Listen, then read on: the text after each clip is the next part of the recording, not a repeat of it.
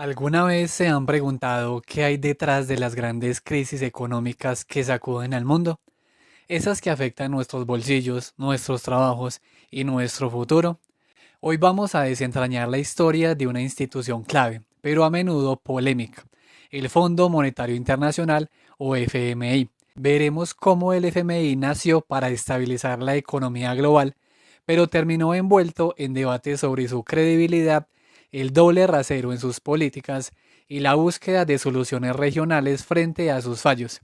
Prepárese para entender el verdadero poder y las contradicciones de una entidad que ha marcado el destino de muchas naciones.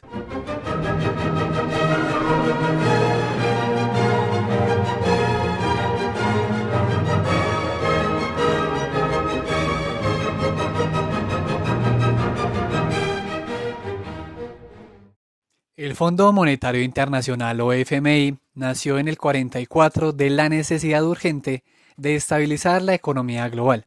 Piénselo, la década de 1930 había sido un desastre, con el patrón oro fallando, países devaluando sus monedas para perjudicar a los vecinos y una crisis de producción masiva que nos llevó a la Gran Depresión. La meta del FMI era sencilla pero ambiciosa: evitar que una crisis de esa magnitud volviera a ocurrir. La idea de un sistema monetario global se venía gestando desde 1933, cuando el patrón oro fue abandonado. Para 1934, el dólar estadounidense ya era el nuevo pilar, con una tasa fija de 35.70 dólares por onza de oro. 2 años después, Estados Unidos, Gran Bretaña y Francia lo formalizaron, y en 1944 los acuerdos de Bretton Woods lo hicieron universal. La visión de H. D. White desde 1935 era clara: crear un fondo de estabilización al que los países pudieran acudir si sus monedas se desplomaban. Después de la Segunda Guerra Mundial, Estados Unidos se convirtió en el gran acreedor y poseedor de reservas mundiales, catapultando al dólar a ser el ancla de todas las divisas. El FMI, en sus inicios, operaba bajo la lógica del principal acreedor y sus préstamos en muchos casos eran vistos como una extensión de la política exterior estadounidense, saliendo directamente del Tesoro para ayudar a gobiernos en apuros. Sin embargo, el sistema de Bretton Woods no duraría para siempre. A finales de los 50 y principios de los 60, el déficit comercial de Estados Unidos inundó de dólares la economía internacional, creando lo que se conoció como el euromercado. Para 1968, la debilidad del dólar y la renuencia de Alemania a reevaluar su marco generaron una gran tensión monetaria. Se intentó una solución con los derechos especiales de giro, los DEC, en 1971 para mantener los tipos de cambio fijos. Pero ese mismo año el presidente Nixon tomó una decisión drástica. Sin consultar a nadie en el FMI, cortó unilateralmente la convertibilidad del dólar en oro. Fue el fin de Bretton Woods y el inicio de una nueva era con mercados flotantes de oro y divisas. Este evento dejó claro que aunque el FMI había sido una creación de Estados Unidos para la estabilización global, podía ser ignorado en momentos críticos. La década de 1970 trajo consigo dinero barato y crédito fácil. Eso fue en gran parte una consecuencia de la desregulación de los mercados cambiarios y el exceso de liquidez en dólares. Mientras tanto, los precios de las materias primas se disparaban, siguiendo la tendencia del oro. La tasa de interés real efectiva del dólar cayó en picada, lo que lamentablemente incentivó a los bancos a otorgar préstamos de manera irresponsable a muchas naciones en desarrollo. En 1975, un grupo selecto de países, Francia, Alemania, Gran Bretaña, Italia, Japón y Estados Unidos, se reunió en Rambouillet buscando un mecanismo cambiario ordenado sin paridades fijas. Este encuentro fue un punto de inflexión, debilitando el papel del FMI. A partir de entonces, las cumbres del G7, que había empezado como un grupo más pequeño, comenzaron a tomar el lugar de los debates del FMI. Los demás países se vieron en mayor o menor medida obligados a seguir las directrices que emanaban del fondo.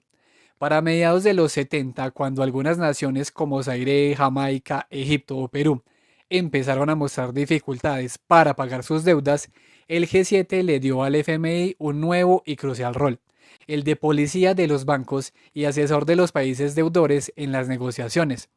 Fue entonces cuando se introdujo la facilidad ampliada en el 75, que implicaba programas de ajuste a mediano plazo y condiciones mucho más estrictas para acceder a los préstamos. Si el FMI no daba su visto bueno, los acreedores del Club de París simplemente no renegociaban la deuda. Esto le dio al fondo un poder de coerción enorme, pero las políticas de Estados Unidos pronto cambiarían el panorama. A finales de los 70, la Reserva Federal aplicó una política monetaria restrictiva.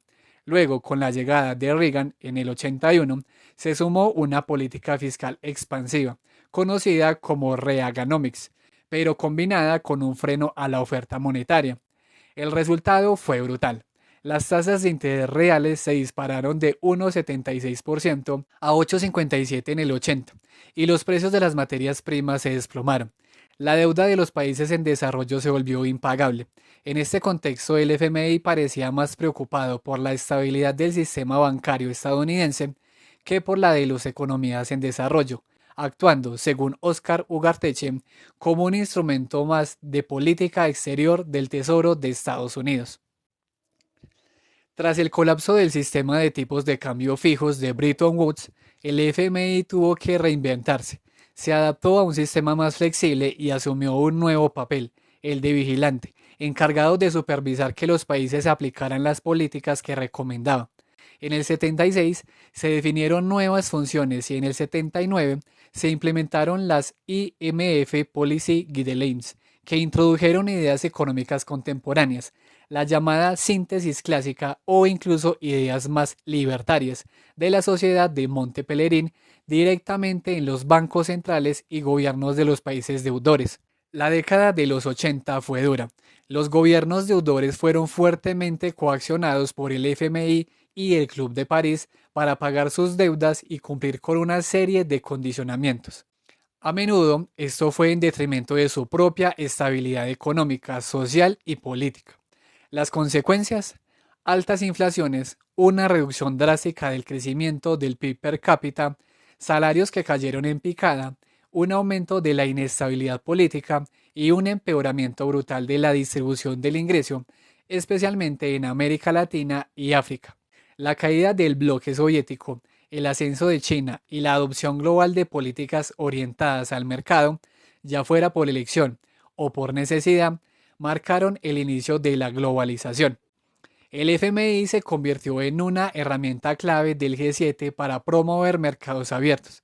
Sin embargo, la aplicación universal de esta nueva síntesis clásica por parte del FMI, que en esencia beneficiaba los intereses económicos del G7 al abrir mercados a la inversión extranjera y el comercio, generó una profunda crisis de credibilidad. La crítica principal es que el FMI no aplicaba las mismas condiciones a los países del G7. Además, se argumenta que la condicionalidad impuesta por el FMI y el Banco Mundial no ha sido precisamente beneficiosa para el crecimiento económico en América Latina. La idea de la corresponsabilidad entre acreedor y deudor emergió al inicio de la crisis de la deuda en los años 80. Se planteó por primera vez en la conferencia de la Organización de Estados Americanos en Caracas en el 83 y fue reconocida en la Conferencia Latinoamericana de Jefes de Estado en Quito en el 84. En esencia, pedía que las instituciones financieras internacionales, los bancos privados y los gobiernos líderes asumieran su parte de la responsabilidad. Incluso el secretario del Tesoro de Estados Unidos, James Baker, le reconoció en 1985 y la Iglesia Católica hizo lo propio en el 86. El G7 en el 88 debatió este concepto con los términos de Toronto, pero a pesar de ser una declaración política, la corresponsabilidad tuvo muy poco efecto en la práctica. Los países deudores terminaron cargando con la mayor parte del costo. El FMI, señala Ugarteche, no exigió responsabilidad a los acreedores en cuanto a los términos o las tasas de interés de los préstamos, a pesar de que estos eran de naturaleza multilateral. Las políticas de ajuste del FMI tuvieron consecuencias devastadoras. En los años 80, los gobiernos de los países en desarrollo tuvieron que exportar más de la mitad de sus ahorros nacionales. Esto se logró a través de recortes salariales gubernamentales y una drástica reducción del gasto en educación y salud. lo que desorganizó la burocracia y minó la capacidad de los gobiernos. Aunque en algunos casos la inflación pudo ser controlada, el efecto de estas reformas sobre el crecimiento económico fue claramente adverso.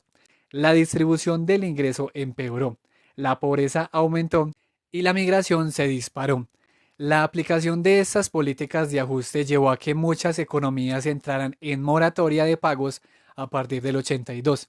El FMI a lo largo de su historia se ha visto envuelto en numerosas crisis, la de México en el 94, la de Asia en el 97, Rusia en el 98, Brasil en el 98 y Argentina en 2001.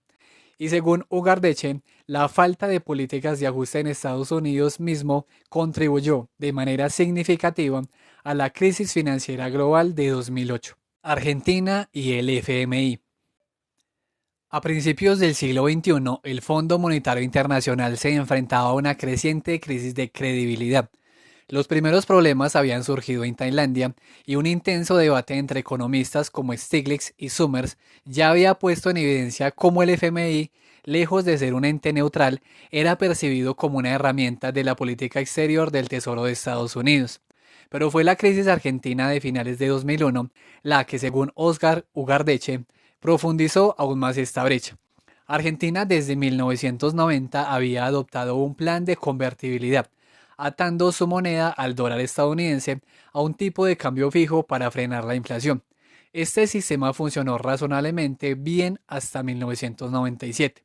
Sin embargo, cuando Brasil, un socio comercial clave, devaluó su moneda en el 98, las tensiones empezaron a acumularse.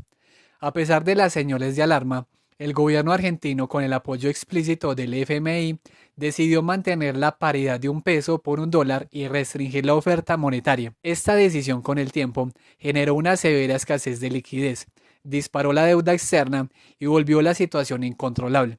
En diciembre de 2001, el FMI suspendió su programa y una semana después, Argentina declaró el cese de pagos.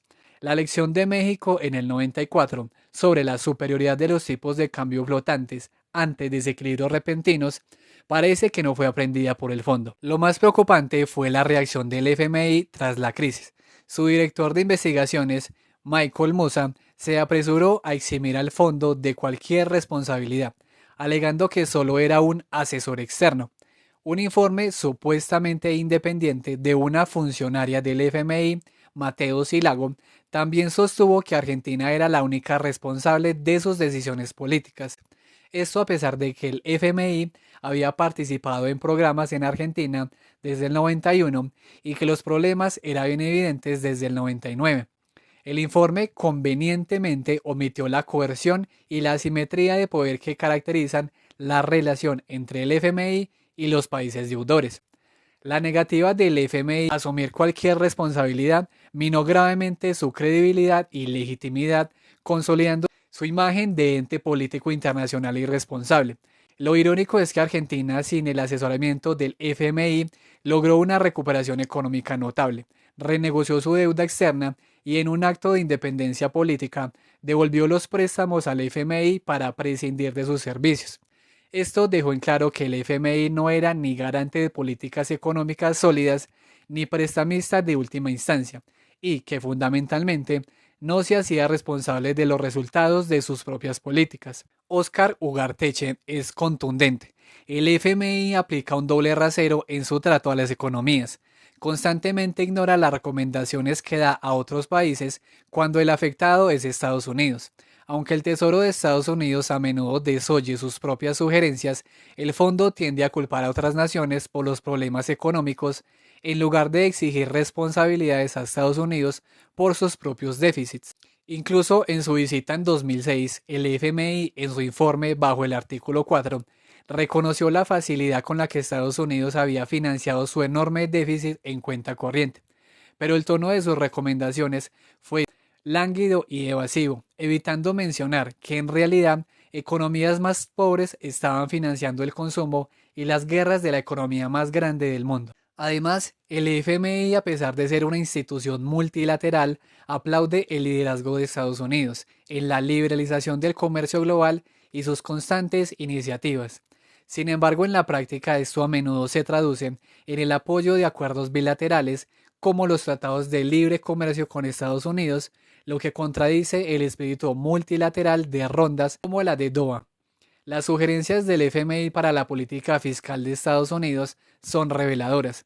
Propuso la privatización total de programas de salud pública como Medicare y Medicaid, establecer un ancla fiscal ambiciosa para equilibrar el presupuesto y aumentar los ingresos, quizá mediante impuestos indirectos al consumo, sin preocuparse por el efecto en la distribución del ingreso.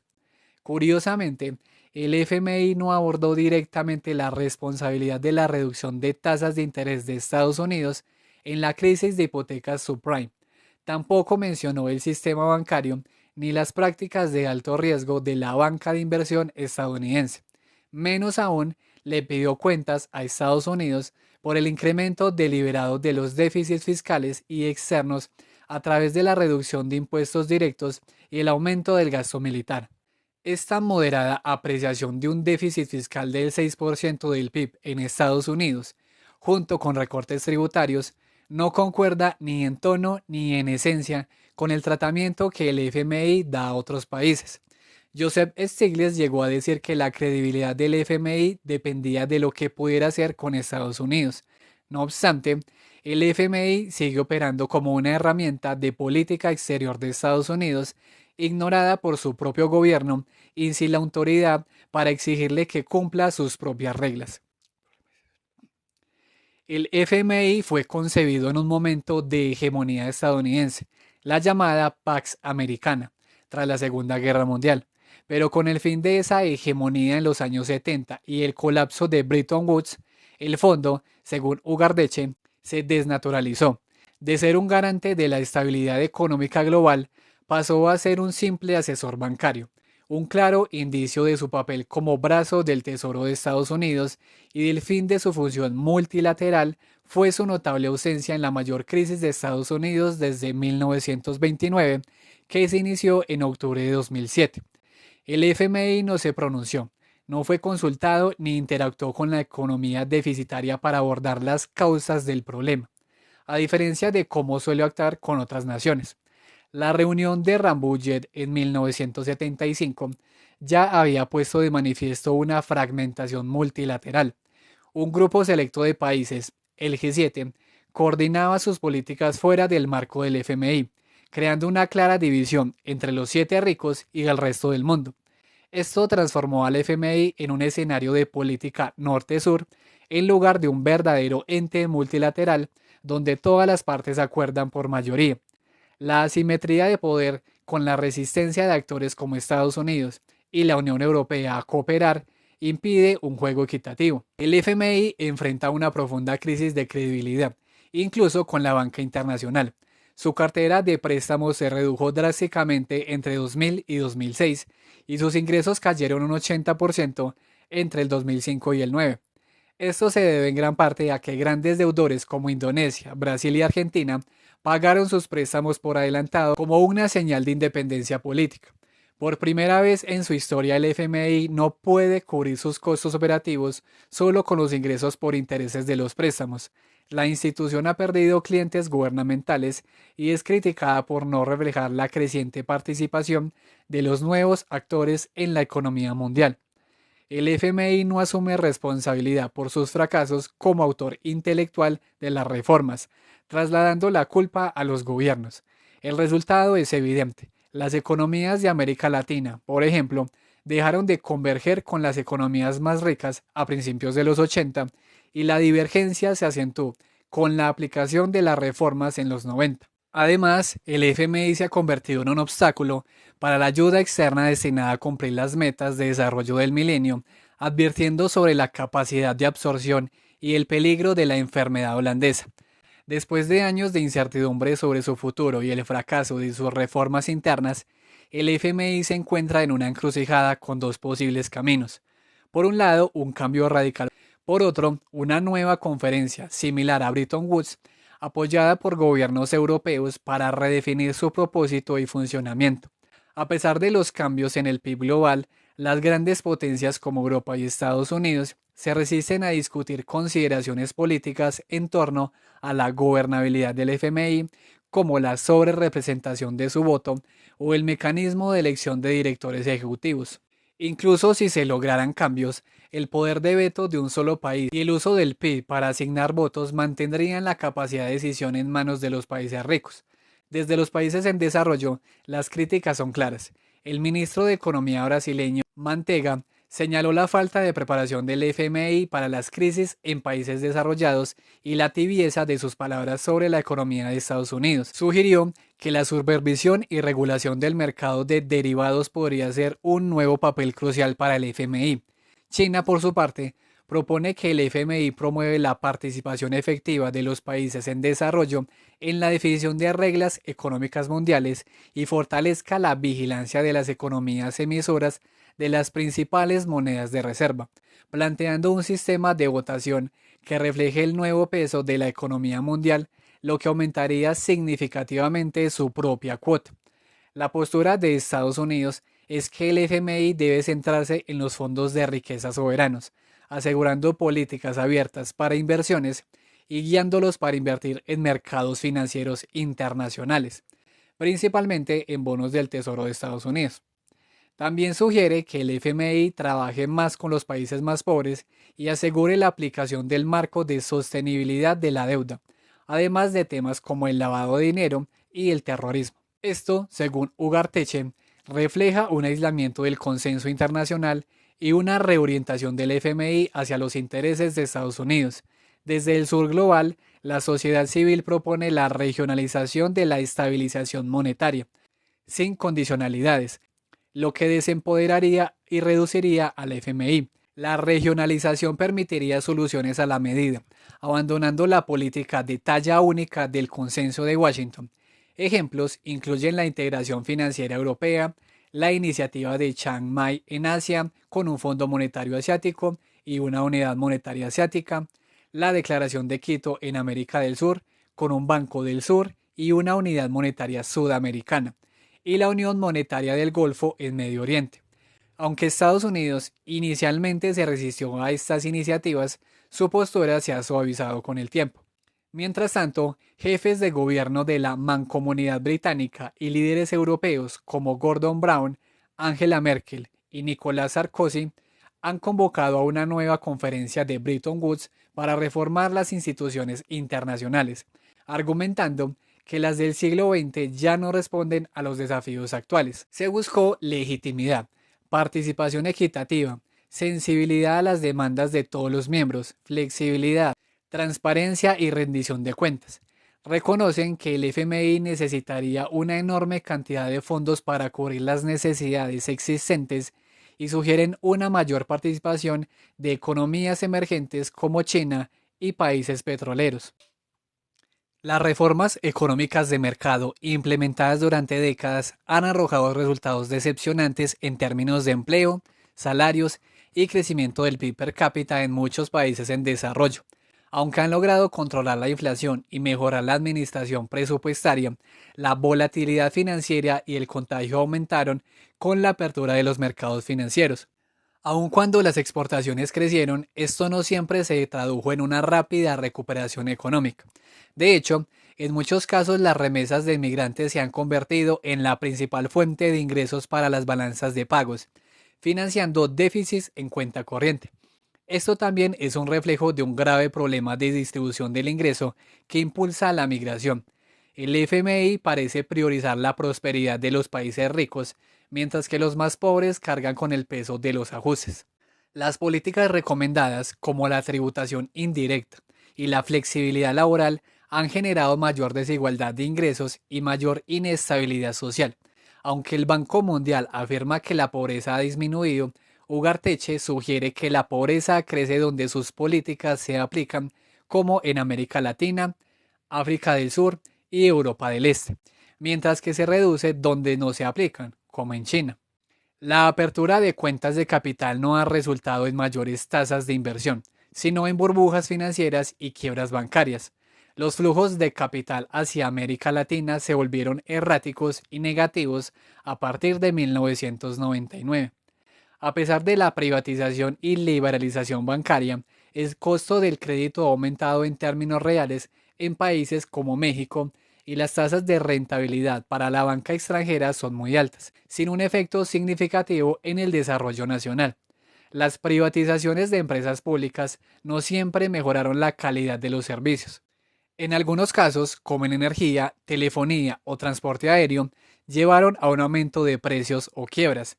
Gran parte del crecimiento económico en los 90 fue impulsado por el gasto público financiado con recursos de privatizaciones, pero estos fondos no fueron invertidos en multiplicadores y estuvieron asociados a una gran corrupción, sin el monitoreo adecuado por parte del FMI.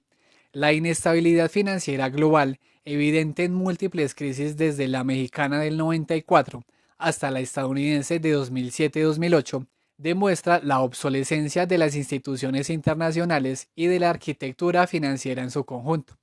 A pesar de ser uno de sus objetivos fundamentales, las políticas del FMI han fracasado en la prevención de crisis financieras en las décadas del 90, como las de México, Argentina, Rusia o Tailandia.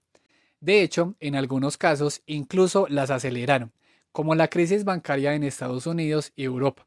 La creciente transnacionalización de la banca y los mercados financieros con el uso de créditos interbancarios de corto plazo y operaciones que evaden regulaciones contribuyó a esta inestabilidad. Los bancos matrices, además, no rescataron a sus filiales, dejando la carga a los gobiernos nacionales. El FMI ha centrado sus esfuerzos en la vigilancia y prevención de crisis, incluyendo la evaluación de tipos de cambio y la competitividad. Desde el 97 ha incorporado la gobernabilidad como tema de preocupación, definiéndola en torno a la corrupción, el abuso de rentismo y la discriminación y proponiendo soluciones como la liberalización del mercado y el fortalecimiento de la rendición de cuentas. Sin embargo, la efectividad de estas medidas ha sido cuestionable, como en el caso de Perú, y su definición de gobernabilidad no incluye la capacidad de gobernar o el impacto de la regresividad fiscal. En cuanto a la corrupción, el FMI sostiene que debe tratarse en las visitas del artículo 4, solicitando auditorías independientes cuando haya rumores sostenidos y afecte a la macroeconomía. No obstante, los casos de Perú y Argentina sugieren que el FMI ha priorizado las reformas por encima de abordar la corrupción de manera prolija. Centrándonos en la prevención de crisis, las políticas del FMI están orientadas predominantemente a las economías en desarrollo, dejando de lado a las economías mayores, que son las que pueden introducir mayor inestabilidad a la economía global. El informe de estabilidad financiera global IEFG, aunque busca la estabilidad financiera, se centra en la clientela pobre del fondo y omite los problemas en los mercados principales, como Estados Unidos y Europa, lo que lo hace, según Ugarteche, inútil y sin credibilidad. Este informe no pudo predecir la crisis estadounidense de 2007-8 ni sus efectos, y su enfoque muestra un claro desconocimiento de cómo funcionan realmente los mercados y quién tiene el poder. La liberalización financiera en América Latina, con la determinación de la tasa de interés por el mercado, la autonomía de los bancos centrales y la privatización bancaria, cambió drásticamente el modo de operar de la banca y los mercados de capitales. La crisis mexicana del 94, donde la relajación monetaria provocó una fuga de capitales y reveló una asimetría de información, hizo evidente la necesidad de una supervisión bancaria internacional. La quiebra del Banco Banex en el 95 y la introducción de innovaciones financieras como los derivados, junto con los avances en telecomunicaciones e Internet, transformaron el perfil de las finanzas y la operación bancaria, exigiendo una visión global de las cuentas. Ante esta creciente inestabilidad en el sector bancario, el G7 en el 96 impulsó al Comité de Basilea, ubicado en el Banco de Pagos Internacionales, a fortalecer los sistemas financieros.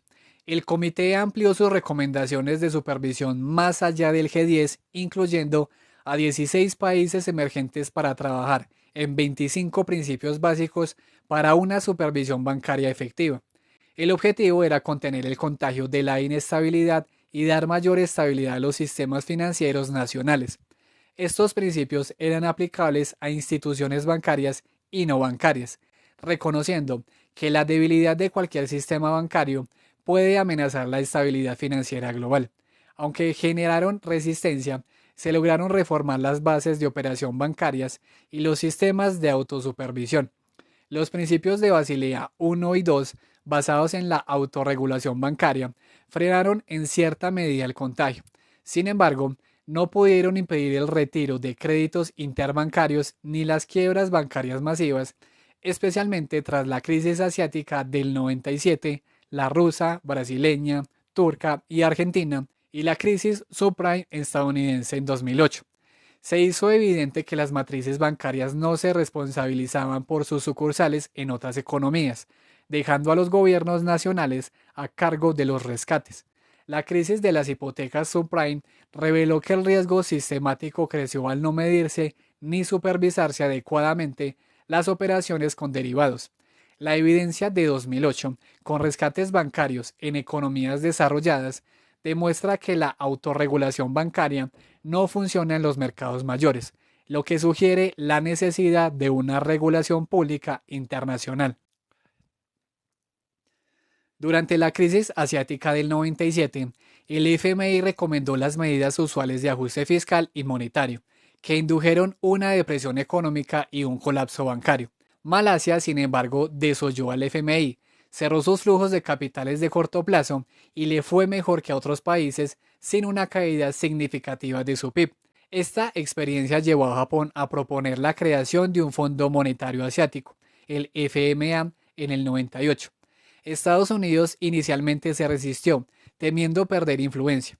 No obstante, en mayo del 2000 se lanzó la iniciativa de Chiang Mai, que permite a los países miembros de la ASEAN 3, incluyendo Japón, China y Corea del Sur, realizar préstamos recíprocos por un total de 80.000 millones de dólares. Esta iniciativa se transformó en 2007 en un Fondo Multilateral de Estabilización Monetaria. Además, se inició la medición de la Unidad Monetaria Asiática, la AMU, una canasta de monedas diseñada para estabilizar las variaciones cambiarias entre las monedas regionales frente al dólar y el euro. La postura de Estados Unidos sobre los fondos regionales y la AMU se ha suavizado con el tiempo. En América Latina existe el Fondo Latinoamericano de Reservas, FLAR, creado en el 76, que ha asistido a países como Perú y Ecuador. La Declaración de Quito del 2007 impulsó la creación del Banco del Sur como un banco de desarrollo independiente de Washington, así como la posibilidad de una unidad monetaria sudamericana, siguiendo el espíritu de iniciativas como el ECU y el AMO. Venezuela también ha actuado como prestamista para gobiernos de la región que buscan evitar las condiciones del FMI. En África existen uniones monetarias que podrían fortalecerse, mientras que en Medio Oriente la Unión Monetaria del Golfo estudia cambiar su anclaje del dólar a una canasta de monedas para desdolarizar el comercio de petróleo. La principal ventaja de la regionalización es que permite soluciones adaptadas a los problemas de cada región, abandonando la política global de talla única del Consenso de Washington. Se plantea que la regionalización puede despolitizar los préstamos de corto plazo de la balanza de pagos y que es una respuesta necesaria a la ineficacia del FMI y los cambios en el orden global, ya que el FMI se percibe, según Ugarteche, como un problema para la estabilidad y reducción de la pobreza en las economías en desarrollo. Hemos recorrido la historia del FMI desde su creación en Bretton Woods hasta su rol actual. Como señaló Oscar Ugarteche, esta institución ha enfrentado constantes desafíos de credibilidad, operando a menudo con un doble rasero, y sus políticas de talla única han demostrado ser ineficientes. Frente a esto, la regionalización de los fondos monetarios emerge como una alternativa que busca soluciones más adaptadas. En un mundo cambiante, el FMI necesita transformarse para ser verdaderamente efectivo y justo, poniendo el bienestar de todas las economías en el centro de sus decisiones. Hasta la próxima.